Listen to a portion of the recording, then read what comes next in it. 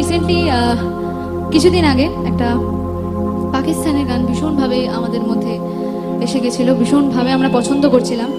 সেখানটা একটা অবশ্যই ছেলে গেয়েছে, কিন্তু যদি সেখানটা একটা মেয়ে গাইতো সেটা কিভাবে গাইতো?